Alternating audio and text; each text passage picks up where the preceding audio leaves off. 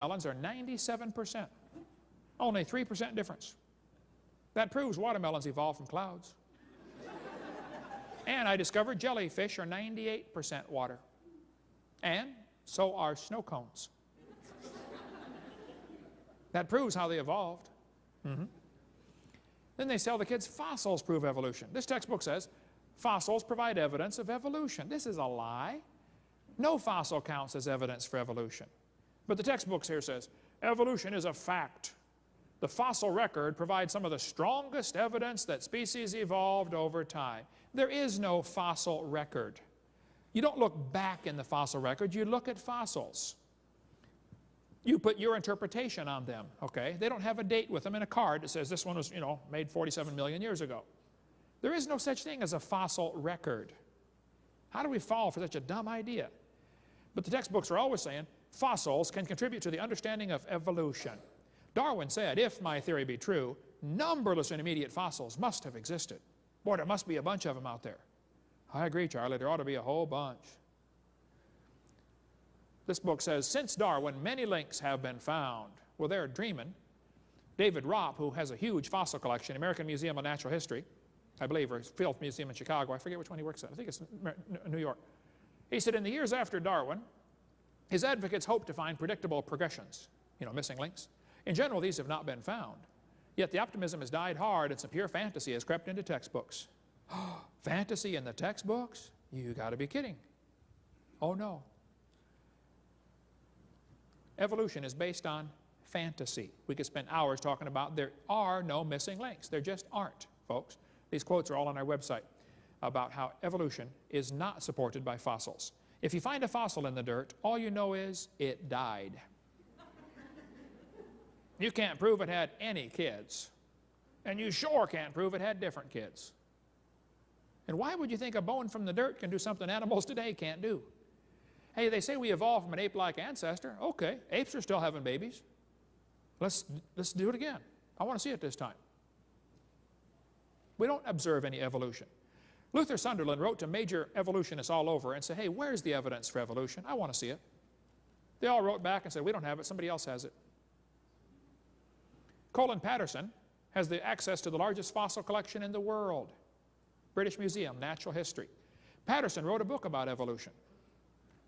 So Luther read the book and said, hey, I read your book, Mr. Patterson, but you didn't show us any missing links. Where are they? Patterson said, I fully agree with your comments on the lack of evolutionary transitions in my book. If I knew of any, fossil or living, I would certainly have included them. I will lay it on the line. There is not one such fossil. See, folks, there's not a missing link.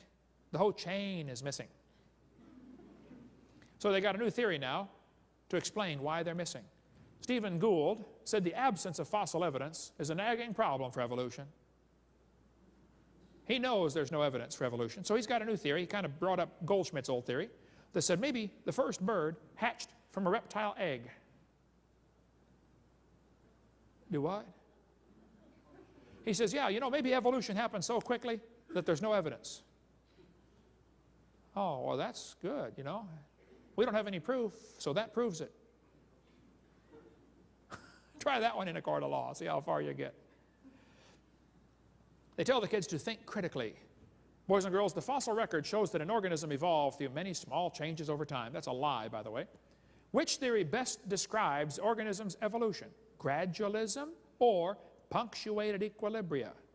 How do you think it happened, boys and girls?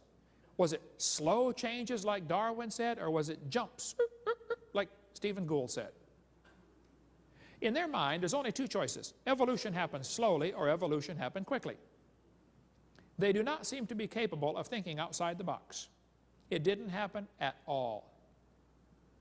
God created the different kinds. I debated Pigliucci at University of Tennessee, Knoxville.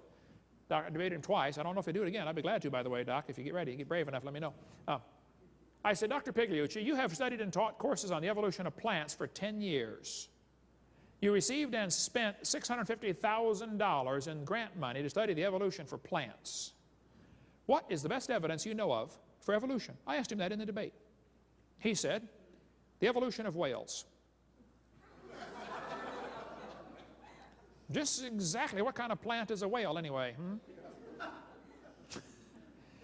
He told me the hippo is evidence for evolution because it's in the process of adapting to an aquatic way of life. It likes the water, so that's proof for evolution. He said the flying squirrel is evidence because it has half a wing. He gets tax dollars to teach. See, every evolutionist I've talked to thinks that the evidence is in somebody else's field. It's like a shell game. You ever seen those shell games? You know, they put the pea down there and try to get you mixed up. Where's the pea? The geologist thinks that the biologist has the evidence. Pigliucci is a botanist. He thinks that, you know, the anthropologist or somebody else has the evidence. They're all spreading the blame. The only problem is there's no pea under any of them. There is no evidence for evolution. None. You tell the kids, we've got evidence from the horse evolution. This is a bunch of baloney. They arranged a bunch of animals in a fictitious order. It's been proven wrong 50 years ago. They don't tell the kids that the so-called ancient horse had 18 pairs of ribs, the next one had 15, the next one had 19, then back to 18. These are not even the same animal. It's a pure imagination arrangement of these creatures. They're teaching this in textbooks all over the world. There's quite a variety of horses today, folks. Big ones and little ones right now. But back in 1950, G.G. Simpson, who believed in evolution, said this evolution of the horse family was unintentionally falsified. The evolution of the horse was all wrong. Over 50 years ago it's proven wrong. It never happened in nature. Why do they keep putting it in the books? They say this example of the horse evolution has not held up under close examination. Othniel Marsh made up this whole idea in 1874. He wanted to provide evidence for Darwin's theory. He picked animals from all over the world and put them in order he thought they would look good. It's imagination. Modern horses have been found in the same layers and lower than the so-called ancient horse. The ancient horse is not a horse at all. It's a Hyracotherum. It's like the hyrax, still alive in Turkey and East Africa today. The ribs, toes, and teeth are different on these animals. In South America, the fossils go backwards, the wrong way. They don't talk about that. They're never found in the order presented. The whole thing is imagination. But it still is taught in the books to help give the kids evidence for evolution. The Tulsa Zoo finally took down their display after Dan Hicks wrote letters. Here's the letters right here. He wrote letters to the Tulsa Zoo and said, why do you still have the evolution of the horse on display? And they wrote back and said, we don't have the funding to remove it. Come read the letters. Dan went and got a bid at a sign shop. Here's the bid right here. They said, we will put up a sign that says, this display is not correct, and we'll take it down as soon as we get enough money. $62 for the sign. So Dan went and said, hey, here's the quote, fellas. I'll pay the $62. When would you like the sign delivered? Nothing happened. They said, we got to take this to the board. Well, the board got bored because they never did anything. Finally, he collected 2,000 signatures and said, get this display out of our zoo. When it made the evening news that the Tulsa Zoo was lying to the kids coming through, the display was gone the next day. But I just found out recently, they put it back up. What's a zoo doing teaching evolution anyway? See, the evolutionists are pushing their religion at every tax-funded opportunity they can get. Peabody Museum still has the horse evolution on display. I stood there by that display as hundreds of kids came through. Stood there for quite a while. School group after school group after school group came through, was never told this was proven wrong 50